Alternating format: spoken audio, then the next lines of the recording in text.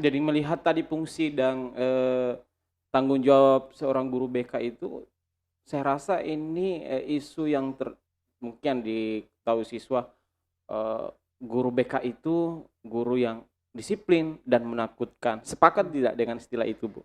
Ya, begitulah kira-kira nasib seorang, guru BK ya. Nah, Sejak zaman dahulu memang, guru BK dianggap momok mhm, oleh sebagian siswa sih yang belum tahu iya. apa sih sebetulnya itu guru BK.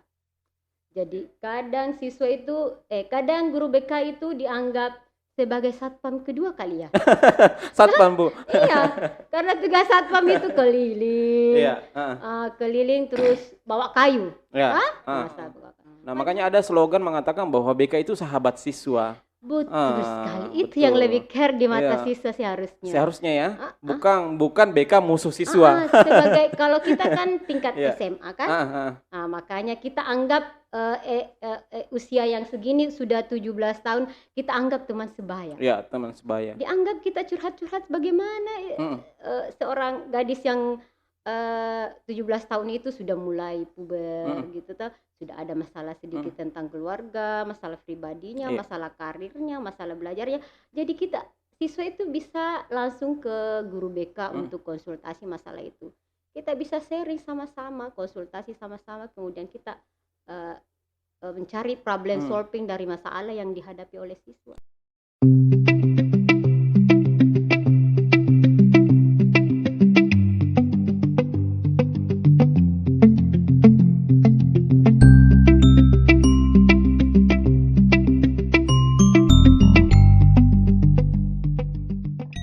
Jangan lupa like, share, and subscribe ICT Mandua Polman. Bismillahirrahmanirrahim. Assalamualaikum warahmatullahi wabarakatuh. Kembali lagi bersama saya Ansar Arif Sofyan di acara podcast IC Center Mandua Polman Official. Dan tentunya pada hari ini kita sudah sampai di episode 9 kalau tidak salah. Nah, tentu hari ini saya tidak sendiri dong. Saya ditemani oleh seorang tamu, ya nantilah apakah dia spesial apa tidak sih, tapi bagi saya ini ya spesial lah, spesial ya Bu ya. Mudah-mudahan Mudah-mudahan. terspesial. Nah, untuk itu ada bahasa di kalangan siswa ini bahwa beliau ini adalah siswa yang guru yang ditakuti. Apa betul nanti kita akan bertanya-tanya betul sih apakah betul istilah-istilah yang seperti itu? Nah, untuk lebih jelasnya saya mau berkenalan dulu bersama beliau. Assalamualaikum warahmatullahi wabarakatuh, Ibu. Waalaikumsalam warahmatullahi wabarakatuh. Apa kabar hari ini, Bu? Alhamdulillah, baik, Sehat. sehat, Luar biasa ya. alhamdulillah. Insya Iya, Allah. terpampang dari wajahnya nih. Memang Loh, seorang konselor itu harus tampil eh, ceria. harus tampil ceria Bu ya, tidak boleh merenung dan sebagainya. Iya, kita Ayo. kan sebagai konselor. Oh iya iya iya. Nah untuk itu Bu coba apa bisa perkenalan diri dulu Bu? Namanya siapa, terus jabatannya apa di sekolah gitu. Silakan Bu. Terima kasih, alhamdulillah, dengan adanya IC Center Mandua Polman ini memberikan ruang bagi kita sebagai guru maupun mungkin sebagai siswa kelak nanti sebagai tempat media uh, mencurahkan mungkin segala isi hati gitu loh. Uh, ya, mungkin dulu saya perkenalkan nama saya. Mm-mm. Nama lengkapnya Rosida Espesi, sarjana psikologi, guru sebagai guru bimbingan konseling, terus pendidikan S1-nya itu S1 psikologi UNM, terus sempat melanjutkan S2 dengan mengambil jurusan pendidikan anak usia dini. Kebetulan waktu itu planningnya ingin membuka sebuah lembaga PAUD, tapi alhamdulillah belum terrealisasi sampai sekarang. Dan akhirnya kembali ke sini, ke Mandua, walaupun S2-nya sempat terbengkalai kemarin. Oke. Kalau boleh tahu sudah berapa lama di Mandua Bu? Awal masuk di sini tahun 2017. 2017. Iya. Langsung diposisikan sebagai guru konseling, Iya, konselor. memang awalnya formasi terangkat sebagai CPNS itu formasi sebagai guru bimbingan konseling. Ya. Seperti itu. Oke. Jadi ternyata Ibu ini Ibu Rosida ya, Bu ya? Ya. Ibu Rosida SPSI, sarjana Sarjana psikologi. Jadi paham lah kalau persoalan pribadi ini. Enggak juga sih. Enggak juga. Sebenarnya saya tidak undang Ibu untuk podcast sebenarnya. Mau curhat pribadi nih, Bu. Bisa enggak? Boleh. Oke, sedikit selingannya, Bu ya. Nah, kalau berbicara tentang konselor tadi, pasti segala sesuatu itu ada fungsi dan tanggung jawabnya, Bu. Nah, untuk di Mandua ini kalau boleh tahu itu tugas dan fungsi seorang guru BK itu seperti apa, Bu? Oh iya.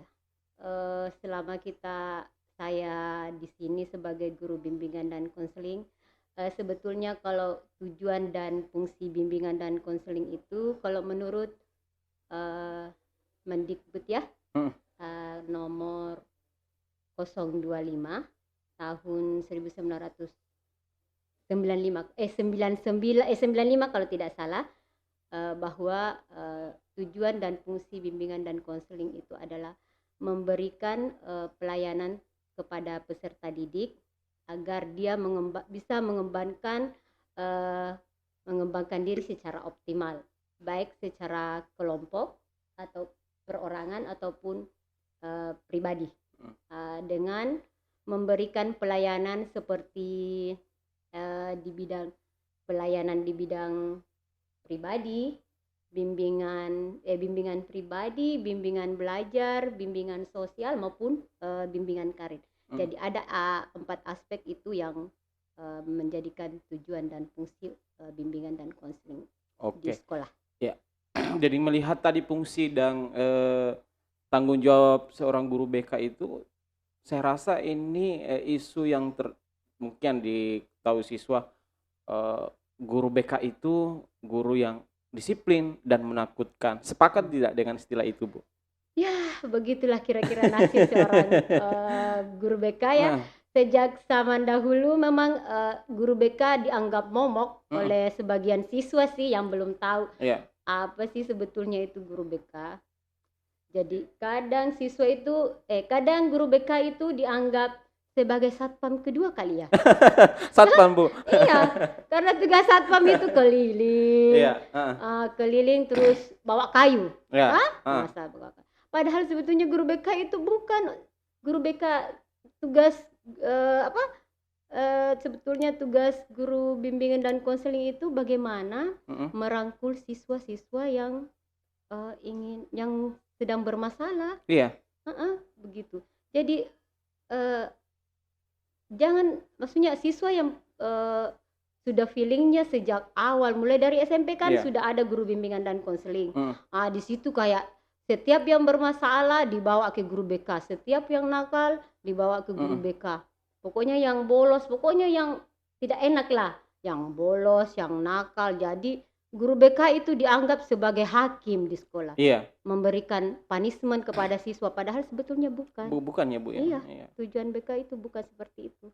Padahal kalau seperti yang Ibu tadi katakan bahwa tugas BK itu sebenarnya tempat curhat, tempat memberikan bimbingan kepada siswa yang mungkin bingung dalam menentukan hobi misalnya atau bakat dan ya kan.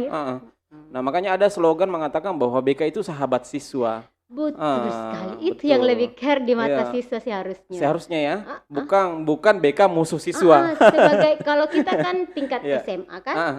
Makanya kita anggap usia yang segini sudah 17 tahun kita anggap teman sebaya. Ya, teman sebaya. Dianggap kita curhat-curhat bagaimana seorang gadis yang 17 tahun itu sudah mulai puber gitu toh. Sudah ada masalah sedikit tentang keluarga, masalah pribadinya, masalah karirnya, masalah belajarnya.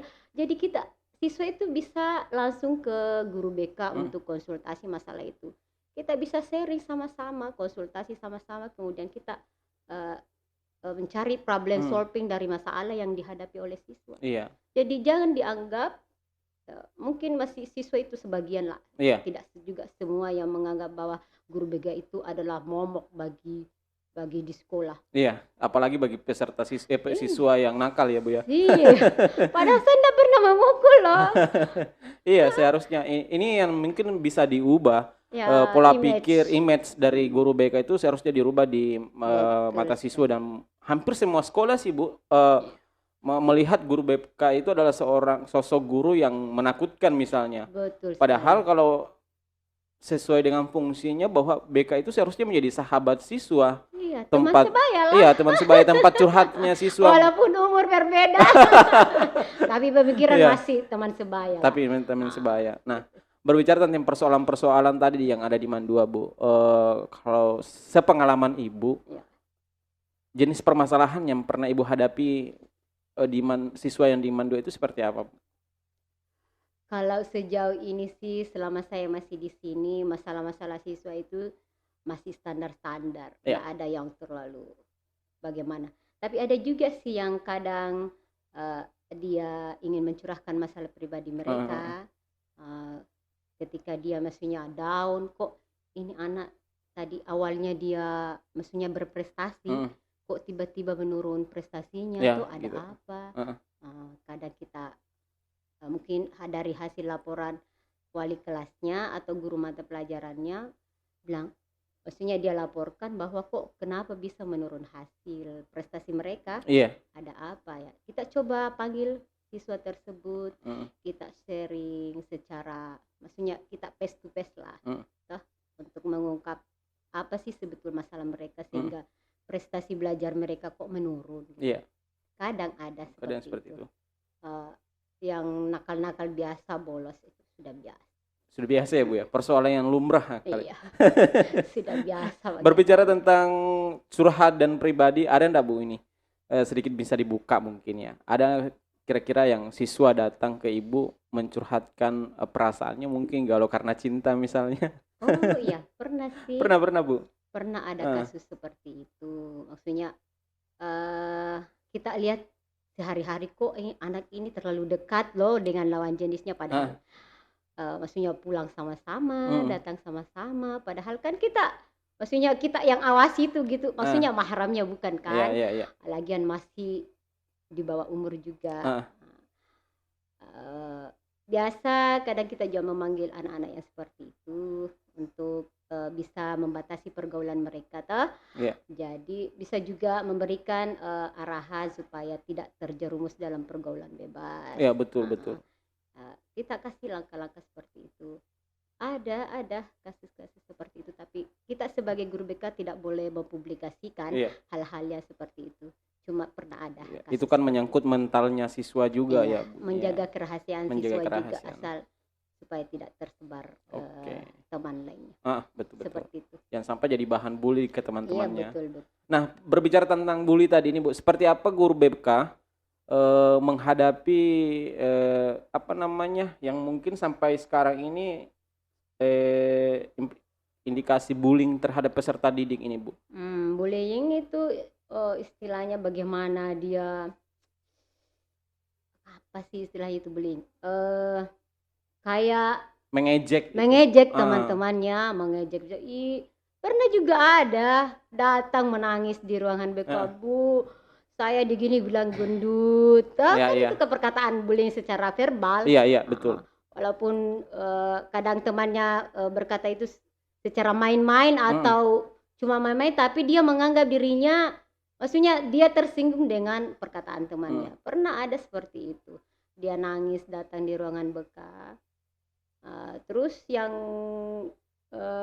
bermasalah mereka, saya panggil mereka berdua di ruangan, ya kita komunikasikan, kita sharing supaya tidak maksudnya tidak membullying teman secara verbal seperti itu toh. Jadi ya alhamdulillah, maksudnya dia sudah, setelah kita adakan konseling, alhamdulillah ya sudah berdamai dengan dirinya dan sendiri. teman-temannya, teman-teman yang bullying itu. Oh iya, oke, baik. Ini kita berbicara tentang pembelajaran. Ini kan kita hampir 2 tahun lamanya tidak masuk sekolah nih, Bu. Iya. Tentu ya, saya rasa problem-problem yang sebelumnya jarang kita dapati saat pembelajaran umum seperti sebelum datangnya COVID ini. Nah, seperti apa Ibu menghadapi siswa yang mungkin terindikasi malas mengikuti pembelajaran yang sistem daring? Nah, bagaimana seperti itu Bu, mengatasi siswa yang seperti itu? Iya sih, ini problem kita bersama antara siswa, guru, semua punya kendala saat pandemi COVID-19 ini ada ya. 1,5 tahun kita Iya. belajar daring, eh, apalagi ibu-ibu yang punya anak kecil, dia belajar juga agak sulit sih selama pandemi ini kita belajar daringnya. Iya. Kita rasakan bagaimana belajar daring. Terus biasa begini, ada siswa yang ada guru yang melapor seperti ini, Bu, atau ada siswa yang melapor seperti ini, dia masuk absen saja sudah itu, sudah ini karena dia tidak lihat secara tatap muka atau tidak melalui Zoom atau tidak melalui video call, hanya misalnya dia di e-learning cuma absen saja terus keluar sudah. Kita tidak tahu siswa itu belajar atau tidak. Jadi bagaimana ya menyikapinya? Tapi sempat ada program guling yang guru keliling itu yang Ibu ikut andil dulu ya? Oh iya. Pernah kita adakan home visit bagi siswa-siswa yang tidak aktif belajar secara daring. Pernah kita ada kerjasama antara Wakahumas, kesiswaan, wali kelas, ya. Untuk mengunjungi rumah-rumah siswa yang kurang aktif belajar daringnya. Berkat laporan dari wali kelas dengan guru bidang studi. Ya, gitu. Seperti itu kami lakukan selama pandemik ini. Ibu selama jadi guru BK apa sih mungkin susahnya atau mungkin kesulitan yang dihadapi selama jadi BK, dan juga apa sih kesenangan-kesenangan tertentu mungkin Bu? Bisa diceritakan sedikit? Suka duka. Suka dukanya Suka dukanya menjadi guru BK itu sebetulnya ada sih, ketika siswa kadang tidak mau diarahkan, susah untuk terbuka. Jadi kita ingin menyelesaikan masalah siswa tapi dia kadang-kadang terbuka. Itu sih. Terus masalah suka dukanya, maksudnya kita kayak teman sebaya gitu loh. Iya, betul. Kayak teman curhat gitu kalau antar siswa. Dan saya lebih senang maksudnya dia berkelompok masuk di ruangan BK, terus dia sharing-sharing masalah belajarnya, masalah kepribadiannya, masalah teman sebayanya. Banyak aspek yang dia ceritakan. Itu suka juga, jadi kita ketawa bersama. Dan ketika dia mengalami masalah pribadi dengan konflik dengan keluarga ataupun temannya dan dia sedih, ya kita pun merasa empati dengan siswa tersebut. Dan sejauh ini tidak ada respon, maksudnya siswa yang terlalu tidak care dengan guru BK. Kan guru BK itu lebih care, maksudnya harus lebih care. Harus lebih dekat dengan siswa. Kita anggap siswa itu sebagai teman sebaya juga, betul. Agar dia tidak menjadikan guru BK itu sebagai maksudnya orang yang ditakuti. Kita harus jadikan guru BK itu sebagai orang yang care, bisa menerima siswa apa adanya, tidak membeda-bedakan yang mana. Kalau dia ingin konsultasi dengan guru BK, kita tidak membeda-bedakan. Iya, betul. Siswa tersebut. Oke, jadi anak-anakku sekalian, bahwa sebenarnya guru BK yang mungkin anak-anakku kenal selama ini yang menakutkan, disiplin, menjengkelkan mungkin, itu adalah sebuah pemikiran yang salah. Betul. Seharusnya bahwa mulai hari ini mungkin anak-anakku semua yang ada di rumah bisa menjadikan guru BK itu adalah sebagai teman curhat dan sahabat. Gitu loh. Jadi seperti slogannya guru BK bahwa BK itu adalah sahabat siswa. Nah, tentunya itu harus kita berupaya sebagai siswa, jangan takut ke BK. Sampaikan unek-unek sebagai siswa, apa sih Bu? Nah, insya Allah BK juga akan memberikan solusi kan Bu? Betul, pastinya. Kita cari problem solving bersama. Oke. Nah, sedikit Bu sebelum mengakhiri obrolan hari ini, apa program BK ini ke depan untuk menciptakan siswa yang ramah, kemudian disiplin dan berkarakter, tentunya berprestasi. Seperti apa program BK ke depan Bu? Sejauh ini program-program BK yang mesti saya lakukan itu bagaimana membuat konseling teman sebaya tadi. Ingin rencana itu program selanjutnya bagaimana membuat suatu lembaga di dalam Mandua ini, konseling teman sebaya dengan diwadahi oleh organisasi namanya FIKR. Sudah sangat lama kepala sekolah untuk menyarankan membuat organisasi seperti itu, tapi belum terrealisasi sampai sekarang. Tapi insya Allah ke depan ini kita akan adakan untuk konseling teman sebaya. Seperti itu ya Bu ya. Kemudian terakhir Bu, paling terakhir Bu. Iya. Saya mana banyak juga boleh. Masih betah di sini, masih betah. Ya? Ini sebenarnya podcast ini bisa menjadi bahan media BK juga Bu. Iya betul. Sebagai sangat bagus sekali, mengundang siswa untuk saling curhat bersama guru BK. Jadi guru BK-nya yang host, narasumbernya siswa. Jadi siswa bisa curhat dengan santai gitu loh. Boleh. Mungkin secara pribadi atau secara masalah pribadi tidak perlu dipublikasikan, kan? Di skip aja itu Bu. Kalau menurut maksudnya sebagai media untuk kayak workshop masalah pembelajaran boleh kita curhat masalah. Iya betul. Jadi sangat senang dengan adanya ICT Mandua Podcast ini. Iya, luar biasa ya Bu. Luar biasa sekali. Senang juga di ruangannya. Serasa di studio Indosiar Bu ya. Betul. Dan baru pertama kali saya di interview seperti ini. Oke, baik Bu. Sebelumnya saya mengucapkan terima kasih banyak Bu sudah menyempatkan hadir meskipun sudah dijadwalkan berapa kali ya. Iya betul sekali. Ini bisa dimaklumi karena beliau ini juga termasuk orang yang sibuk ini, penguasa kali biru. Enggak juga. Iya. Banyak tantangan ya Bu ya. Oke Bu, sedikit ICT ada jargon Bu setiap di mana-mana kalau kita akhiri obrolan itu ada jargon ICT. Kalau saya bilang ICT Mandua Polman, kita sama-sama mengatakan unggul, berkarakter, bermartabat. Oke, saya pimpin ya Bu ya. ICT Center Mandua Polman, unggul, berkarakter, bermartabat. Baik, terima kasih. Terima kasih banyak Bu untuk waktunya hari ini. Sekian dari saya. Assalamualaikum warahmatullahi wabarakatuh.